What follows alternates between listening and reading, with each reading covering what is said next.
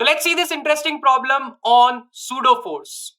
Here, a block is placed on the rear side of the truck which is open, and the mass of block is given to us as 40 kg, and it is placed 5 meters from the open end, and we have to find that how much distance the truck will cover when the block slides off from the surface of this truck. It means when the block falls off the truck's surface, how much the truck will cover in the horizontal direction. Here the coefficient of friction is also given to us, and the acceleration of truck is 2 meters per second square in this direction. So let's see the FBD of this block from the reference frame of the truck. It means let's stand on the truck itself and see the FBD of the block.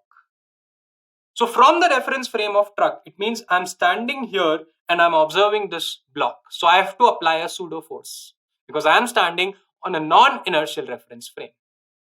So pseudo force will act in this direction, and opposite to it, the friction will act in this direction.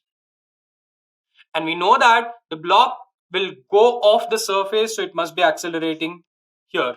And from Newton's second law, we can calculate the acceleration of box with respect to or relative to the truck.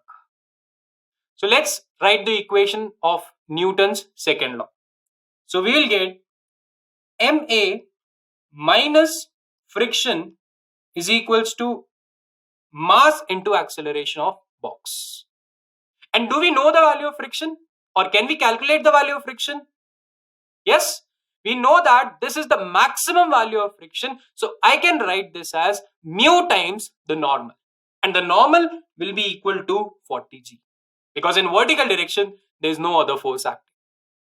So we can write friction as MA minus mu times 40 G is equals to 40 into A box. And let's substitute all the values and calculate the value of A box from this. So we get MA, which is 40 into 2. 2 is the acceleration of truck. So here pseudo force will be mass times the acceleration of truck minus 0.15 into 400. Mg will be 400, and that will be equal to 40 into A of box. So let's simplify this. This will be 80 minus 60 is equals to 40A. So from this, A of box comes out to be 0.5 meters per second square.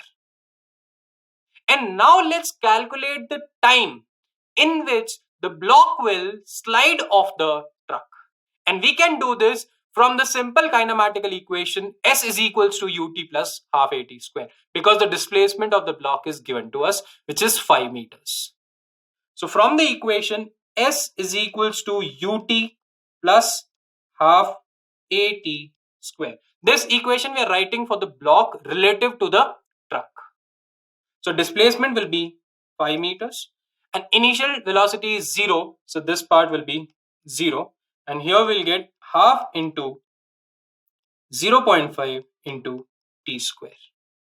So from this we are getting t square as 20 or t as root of 20 seconds.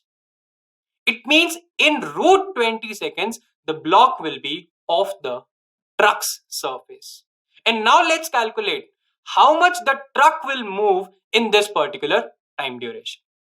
So for that, again we can apply the equation S is equals to ut plus half AT square, but now I am writing this equation for truck. So from S is equals to ut plus half AT square, we will get, this is again 0. So here we will get 0 plus half into acceleration of truck is given to us as 2 meters per second square, and t square we have already calculated as 20. T is root 20, so t square will be 20. So from this we are getting S is equals to 20 meters. So this is the displacement of truck. Let's see the options now. You can see here option B, 20 meters is the correct answer for our question.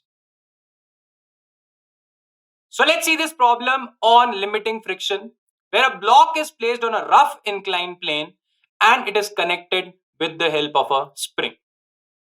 So here we have to find the range of the displacement of the block on the inclined plane so that the block will not slip relative to the plane. So here we need to check both the cases, the case of compression and the case of elongation of spring. So let's see the first case where we are elongating the spring. It means we are moving this block up the inclined plane. So in which direction the spring force will act?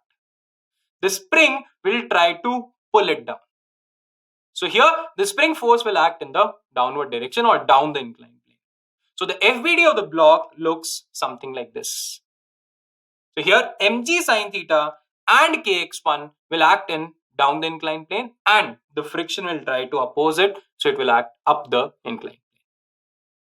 And we know that this block will remain in equilibrium because we want the condition of no slipping.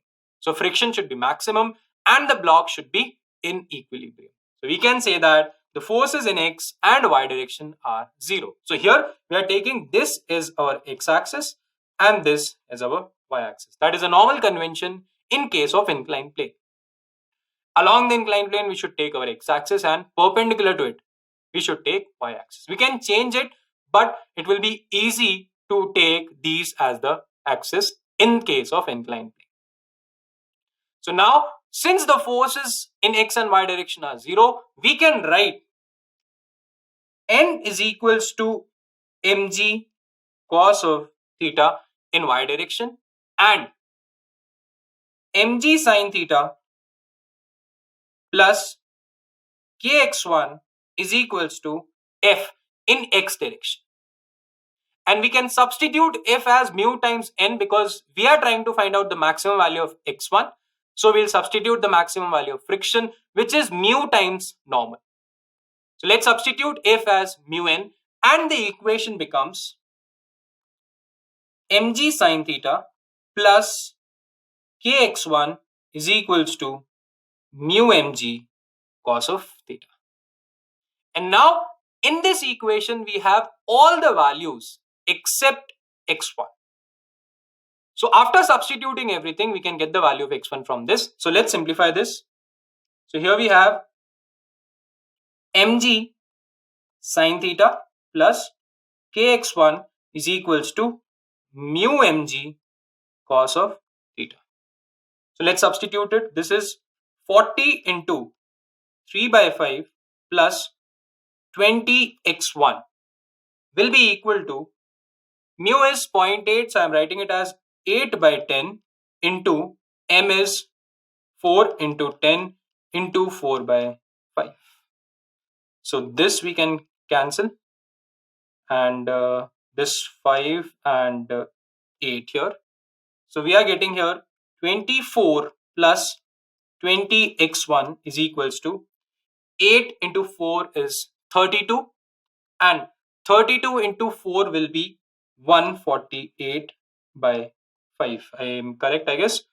32 into 4. 3 into 2 is 8. 4 3s are 12. Sorry, this will be 128. And now when we simplify this, we get the value of x1 as 0.08 meters. So in case of elongation, the maximum displacement which we can give to this block to be in equilibrium is 0.08 meters. Now let's see the next case in case of compression. Now what changes in case of compression? The direction of spring force and friction. So when we compress the spring will try to push the block now. So here the FBD will be like this. So spring force will act in the upward direction and friction will act in the downward direction. In vertical direction or in y direction, we don't have any change. So again, we can write in x direction mg sin theta plus f. Now I'm directly substituting as mu mg cos theta is equals to kx2. And now substituting the values, we get 40 into sine theta is 3 by 5 plus 0.8 times 4 by 5 is equals to this k I am taking on the other side, so that will be divided by 20, and here we get x2. So when you simplify this, we get x2 as 2.48 meters. So now what is the range? 0.08 in case of elongation and 2.48 in case of compression. So the total distance where we can displace this block is 2.48 plus 0.08. Should be how much? That will be 2.56. So let's see the options now. Here option A, 2.56 is the correct answer for our question. So here's the next question on 2D motion. In this question, it is given that from the top of a 19.6 meter height tower, a ball is thrown horizontally. If the line joining the point of projection to the point where it hits the ground makes an angle 45 degrees, then we have to find the initial velocity of this ball. So let's see the diagram of this question. So from this building, which is of height 19.6, a body or a ball is thrown horizontally. So we are providing only horizontal velocity to this. So the ball will go in a horizontal projectile like this green dashed path and will reach here. And it is given that the line joining this initial point and the final point makes an angle 45 degrees from the horizontal. So this angle is given 45 degrees.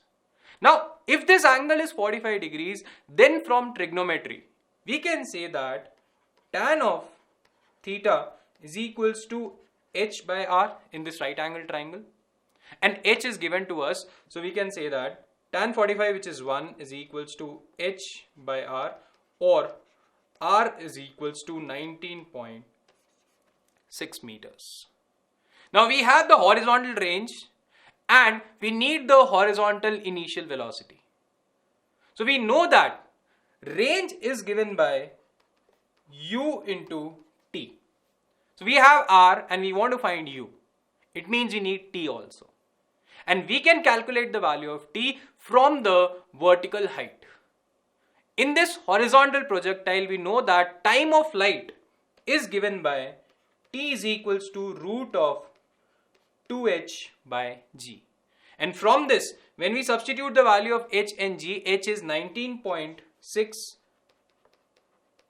divided by 9.8. So this comes out to be 2 seconds. So time of flight for this particle is 2 seconds, and let's substitute this 2 seconds here. So we get range, which is 19.6 is equals to u into 2, and from this we get u is equals to 9.8 meters per second. So let's see the options. So here option A is the correct answer for this question. So next question is on vector components. Here it is given that 3 forces acting on a body as per this figure. And we want the resultant force in y direction. So it means the net components in x direction should be 0. Then only the resultant force will come in y direction. So we need to find out how much force do we need to apply on this body so that the resultant force comes in y direction. So to solve questions like this, we should always take the components of all the forces in x and y axis. So here, this is the given forces or the given diagram in this question. And let's take the components of these 3 forces one by one. So first let's talk about this 4 Newton. This 4 Newton is making 30 degrees with the positive y-axis. So in this direction, we get 4 cos 30, and in this direction, we get 4 sin 30. Now, the other force, 1 Newton force, is making 60 degrees with x-axis. So here we get 1 cos 60 along positive x and 1 sine 60 along positive y. And the third force, 2 Newton, there's no angle given, but this line with the 4 Newton force is a straight line. It means this angle must be 30 degrees.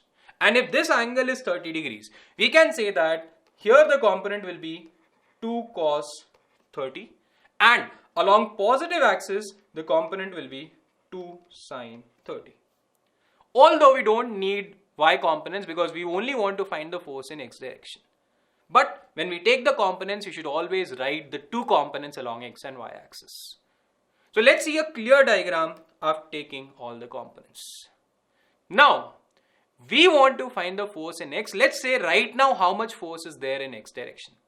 So the net force in x direction at present is 1 cos 16 positive x. So 1 cos 60 is 1 by 2. 1 into 1 by 2 plus 2 sine 30. 2 sine 30 also is in positive x direction. So I'm writing it with positive sign. So that will be 2 by 2. And 4 sine 30 is in negative x direction. So I'm writing it as minus 4 by 2. I have substituted the values of cos theta and sine theta here. So when we simplify this, we get minus 0.5 Newton. It means at present, the net force in x direction is in negative x axis with a magnitude of 0.5 Newton. So to make this 0, we should apply a force of 0.5 Newton along positive x axis. But in this question, we only need the magnitude. So magnitude of that force should be 0.5 Newton. Let's see the options now. So option C, 0.5 Newton is the correct answer for this question. So let's see this question on equations of motion.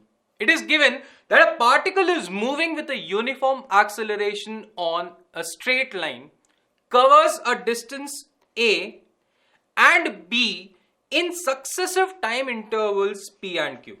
It means it is covering a distance A in a time interval of P and just after that it is covering a distance B in time interval Q. And we have to find the acceleration of this particle. So let's see the motion of this particle with the help of this diagram. So initially at point A, the particle is moving with some velocity u and it covers a distance small a in time interval p. So this is time interval and this is the distance covered in the first part. And in second part, the distance covered is b in a time interval of q. So here with the help of equations of motion, we can easily find out the acceleration of this particle. Let's write the equation for the first part. We have initial velocity, we have displacement, we have time, and we need acceleration. So what do you think? Which equation should we use?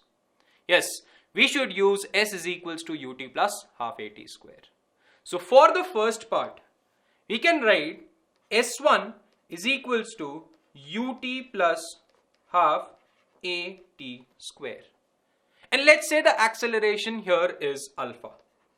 Throughout the motion, the acceleration is same. So throughout the motion, I am assuming the acceleration to be alpha. So I can substitute the values. S1 is A. U is U only. So U into P. The time interval for this part is P plus half alpha P square. So that is the equation for the first part. And exactly in the same way, we can write the equation for the complete path A plus B or S1 plus S2. So for that, we can say that S1 plus S2 is equals to ut plus half at square again. And when we substitute, S1 plus S2 will be A plus B is equals to, this distance is covered in the time interval P plus Q. So here we can substitute U into P plus Q plus half alpha P plus Q whole square. And let's call this equation equation 2. And from these two equations, we have to find out the acceleration of this particle. Now, what do we do, as in what we don't need in these two equations? We don't need the initial velocity because it is not asked in the question. So let's try to remove initial velocity from these two equations. And that we can do by substituting u from equation 1 and putting it in equation 2. Or let's equate u from both the equations. That will be better. So from the first equation, I can write u is a minus half alpha p square by p. So that will be a minus half alpha p square by p, and that is equal to, from the second equation also we can write u as a plus p minus half alpha p plus q square by p plus q. So that will be a plus b minus half alpha p plus q whole square by p plus q. And now from this equation, we have to simplify the value of alpha. So let's just do the simple maths now and try to find out the value of alpha. Let's cross multiply here.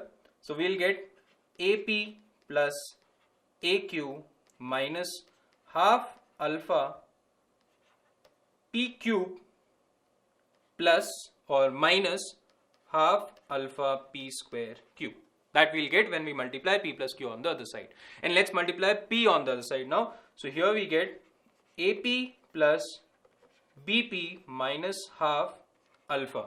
P plus q whole square will be p square plus q square plus 2pq. So here when we multiply p with that, we'll get p cube plus pq square plus 2p square q. So that is the equation. Now so many things will get cancelled from both the sides. This AP and AP is gone. Half alpha p cube and this half alpha p cube is also gone.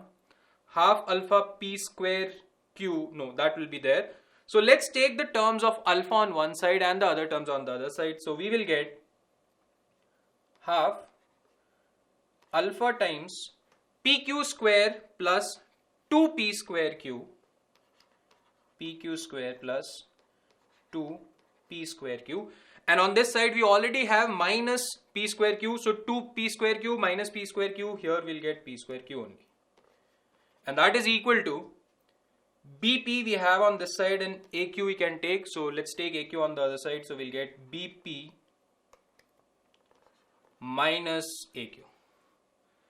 So now we can keep alpha on one side and take all the variables on the other side, and we get alpha is equals to twice BP minus AQ divided by, if we take PQ common, we are left with Q plus P. And this is the final expression for the acceleration of the particle. Let's see the options now. Yes, you can see here option D matches with what we have calculated. In numerator we have BP minus AQ, and in denominator we have PQ into P plus Q. So in numerator BQ minus BP minus AQ, and in denominator we have PQ into P plus Q. So option D is correct answer for this question.